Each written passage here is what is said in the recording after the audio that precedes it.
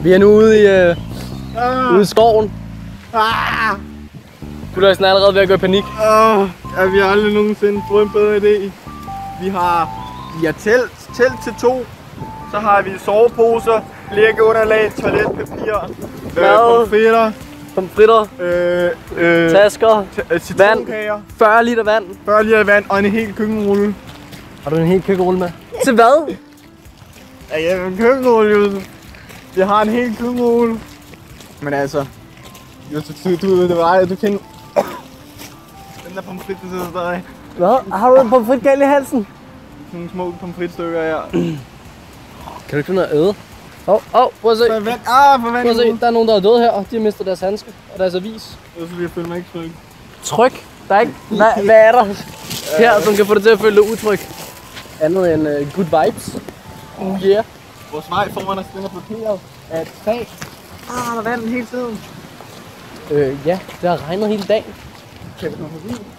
Går vi overhovedet den rigtige vej? Måske. Nå, som I sikkert har lagt mærke til, så er Sandra her ikke. Nå ja. Hun er på ferie. På Hawaii. På Hawaii. 3 uger, så vi tænkte, vi må hellere tage den her mulighed, nu hvor vi er alene, til at skabe lidt romance in nature med mig og Josef, var det. Lad være med at gå i vandet. Der er mudder over det hele. Det er det, jeg gør. Vi skal ikke gå igennem der. Jo, den spærrer sgu da ikke vejen, mand. Din spade. Jeg har ondt i mine hænder. Ja, det er svært at holde den, når jeg også skal holde kameraet. Ja, vent. Mine sko er allerede våde, og det vil jeg mine også. Ved at gå igennem til mine strømper. Vi er gået igennem til mine strømper. Skal du ikke holde kameraet? Nej, jeg holder kameraet. Hvad er det her så? Jamen, du skulle holde den der, det er fordi, jeg vil være få ondt i fingrene.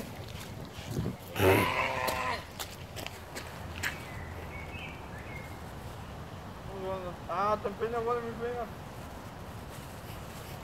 Sådan der. Jeg gik i mudder. Der er mudder over det hele, selvfølgelig går du i mudder. Der er ikke så meget mudder der. Jeg ved ikke, om vi går den rigtige vej.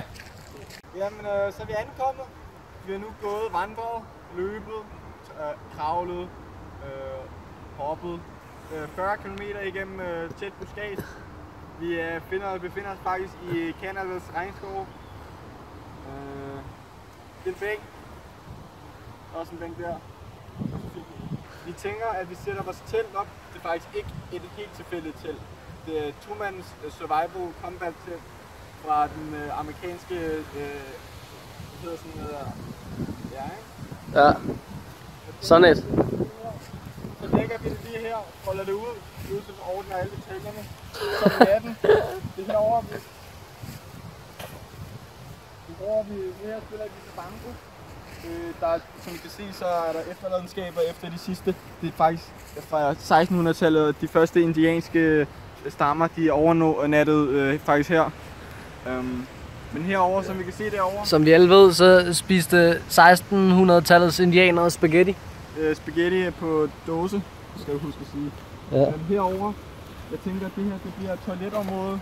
Det her alt privat anlæggende kommer til at tage sted. Der er en fucking gynge derovre. Der er en gynge derovre. Den er også fra 1600-tallet. Det er en indiansk gynge. Herover der er der et træ. Og så om her, ikke?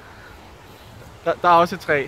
Men altså, det er jo ikke helt tilfældigt placeret af de indianer. De tænkte jo, at hvis vi nu blev angrebet af de britiske og spanske imperialister, så dækkede det her faktisk noget for. Nej, prøv at se nu her. Det her, det er måske... vi skal lige finde ud af, hvad det er. Det er skrald. Okay, ja. Det var skrald. Det er åbenbart skraldespanden det her. Det er forresten ikke os, der har smidt det her. Det er faktisk ikke os. Det har vi altså bevis på.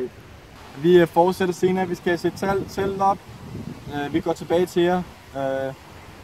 Gulløjsen signing out.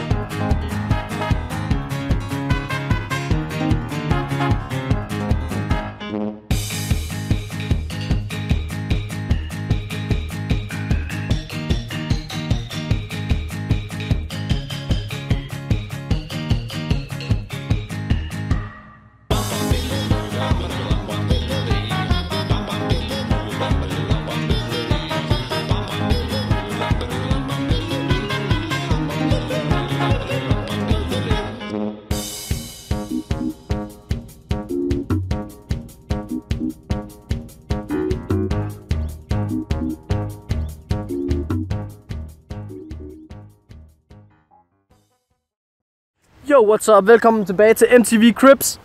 I dag er vi herude i skoven med min homeboy Gulaksen. Yes. Det er et meget nyt sted, det her.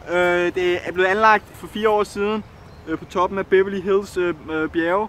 Nej, Gulaksen tænker på vores anden lejlighed. Det her, det er et telt, vi lige har slået op. Nå jo. Som I kan se, så er vi herude i moder natur. The way we like it. Fuck, man. Den er allergi. Fuck. Skal jeg lige... Skal du introducere dem? Jo, altså velkommen til her. Som sagt, mit navn er Gulaksen. Vi er ejeren af den tredjedels ejeren af UR.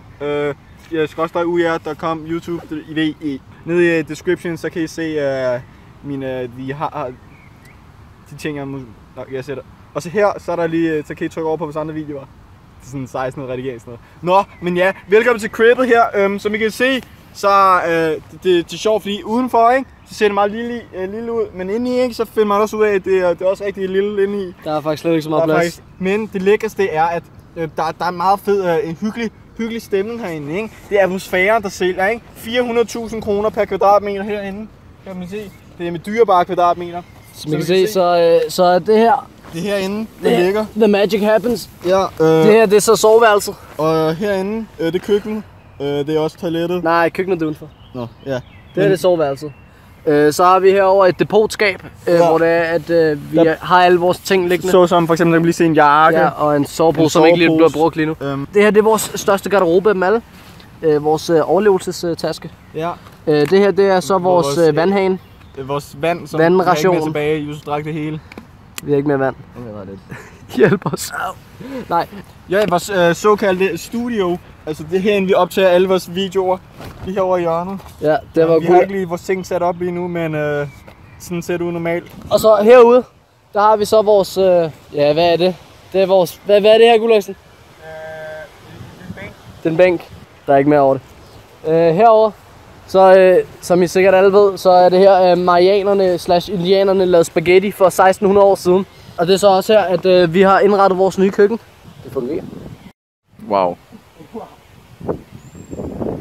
Kom nu ned med dig.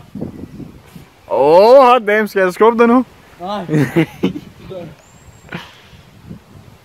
Jeg plejer godt fedt op og rigtig.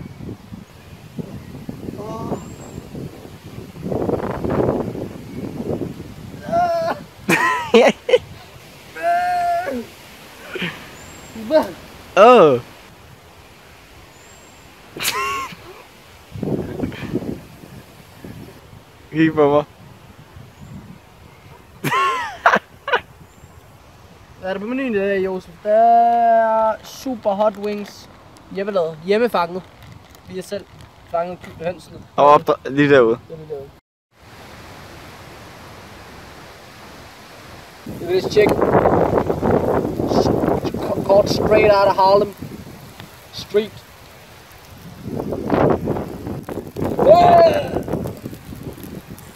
Hush fire.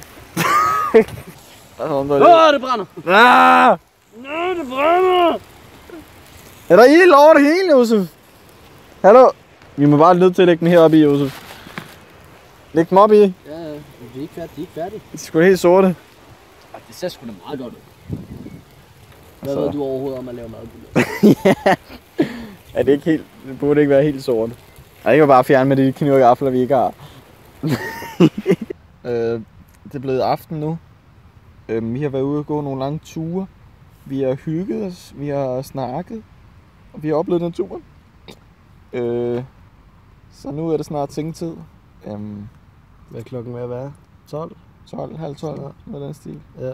Der har været nogle store brag derude. Så vi er sgu lidt bange for, at 3. verdenskrig er den er gået i udbrud her i Danmark. Det er faktisk næsten overbevist om, at sket. Russerne er her.